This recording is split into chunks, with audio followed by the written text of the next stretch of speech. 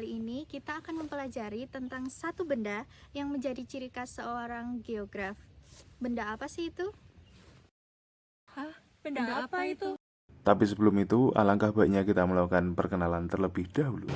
Perkenalkan, nama saya Davin Gautomo dengan NIM K542 2020. Oke, sebelumnya perkenalkan, nama saya Fauzan Azim Agni dengan NIM K54 22028. Halo, perkenalkan nama saya Fauzia Putri dengan NIM K5422029. Hai, perkenalkan namaku Ingrid Isnoza dengan NIM K5422037. Halo, perkenalkan nama aku Maharani Bintang Saputri dengan NIM K5422046. Kita lanjut ke materi. Untuk yang pertama ada pengertian tentang peta. Peta merupakan sebuah gambaran muka bumi yang digambarkan pada bidang datar dengan proyeksi tertentu. Peta digambarkan dengan skala tertentu yang diperkecil, seperti kenampakan jika dilihat dari atas, dengan ditambahkan tulisan-tulisan sebagai tanda pengenal. Gambaran konvensional permukaan bumi ini digambarkan dengan simbol-simbol tertentu yang berfungsi untuk menggambarkan suatu permukaan bumi beserta kenampakan yang ada. Kenampakan-kenampakan tersebut meliputi kenampakan fisik atau medan asli dan kenampakan sosial ekonomi atau medan buatan. Adapun tujuan pembuatan peta antara lain untuk membantu suatu pekerjaan, misalnya konstruksi jalan, navigasi, atau perencanaan, menganalisis data spasial, menyimpan informasi, membantu dalam pembuatan desain, dan untuk komunikasi informasi ruang. Peta memiliki berbagai jenis. Jenis-jenis peta yang sering digunakan adalah peta geologi, peta topografi, peta citra, dan peta RBI. Fungsi pembuatan peta antara lain untuk menunjukkan posisi atau lokasi suatu wilayah di permukaan bumi, untuk menunjukkan fenomena-fenomena yang terjadi di permukaan bumi, untuk menunjukkan ukuran, luas daerah, serta jarak antar daerah di permukaan bumi, dan untuk menyajikan berbagai informasi spasial dalam konteks keruangan. Peta memiliki berbagai jenis sesuai dengan fungsinya masing-masing. Nah, fungsi peta tersebut memiliki wawasan yang berbeda-beda. Kemudian selanjutnya ada elemen-elemen dari peta. Oke, baik teman-teman. Jadi di sini ada map face, bagian sini map face atau muka peta. Kemudian di pinggir-pinggir map face ini terdapat angka-angka seperti ini, yang merupakan titik koordinat yang membentuk grid-grid seperti ini. Kemudian di bagian sini terdapat marginal information, yang di atas ini terdapat judul peta, yaitu peta citra sebagian Kabupaten Kudus tahun 2023. Kemudian di bawah sini terdapat arah mata angin yang menunjukkan arah utara. Kemudian di sini terdapat skala peta yang menggunakan skala 1:15.000.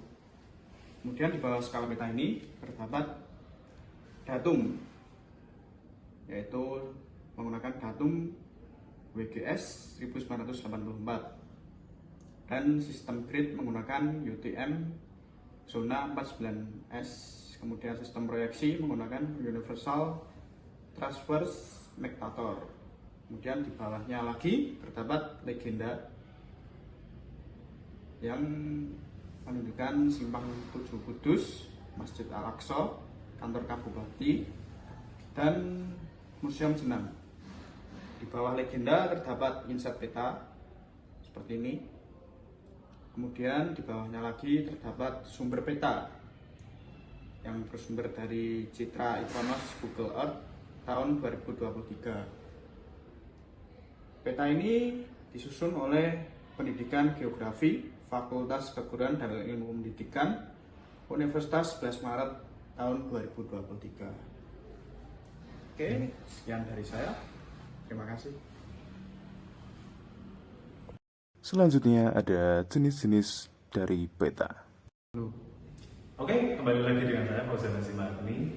Di sini setelah kita mempelajari tadi tentang elemen-elemen peta, dan akan kita pelajari adalah jenis-jenis peta.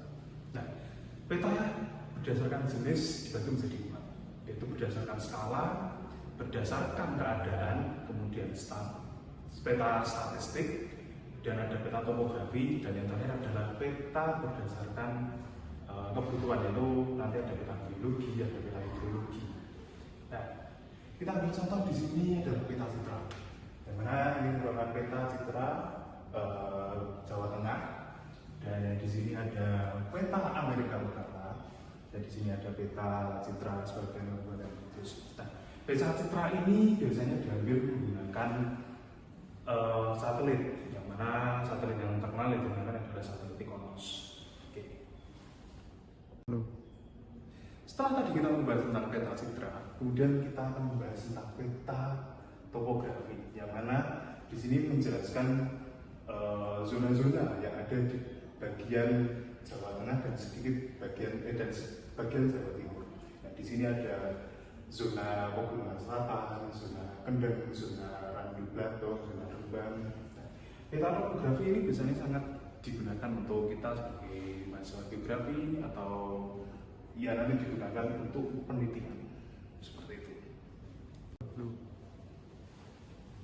Setelah kita tadi membahas tentang peta topografi, kemudian kita akan masuk ke peta RBI atau peta rupa bumi Indonesia, yang mana di sini membahas tentang satuan-satuan lahan yang dipetakan.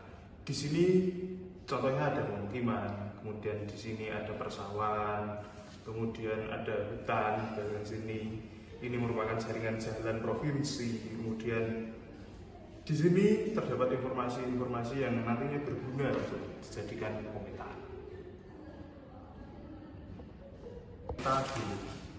Peta geologi ini merupakan peta yang menjelaskan adanya formasi-formasi batuan dan jenis-jenis tanah yang ada di sekitar daerah yang dipetakan. Kalau di sini merupakan peta geologi lembar Surakarta Giri Tondro. Ya, berarti sebagian peta yang dipetakan di sini merupakan daerah Surakarta.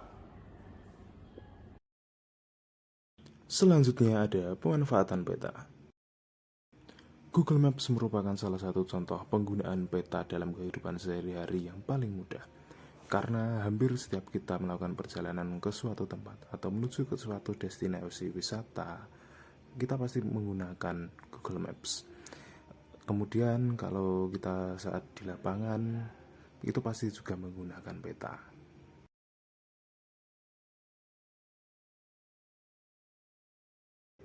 Jadi, kesimpulannya adalah Nah, terkait tentang penjelasan tadi dapat disimpulkan bahwa peta merupakan representasi grafis dan visual dari permukaan bumi yang direduksi oleh skala dan digunakan untuk memahami dan memberikan informasi geografis seperti letak, bentuk, dan hubungan antar wilayah.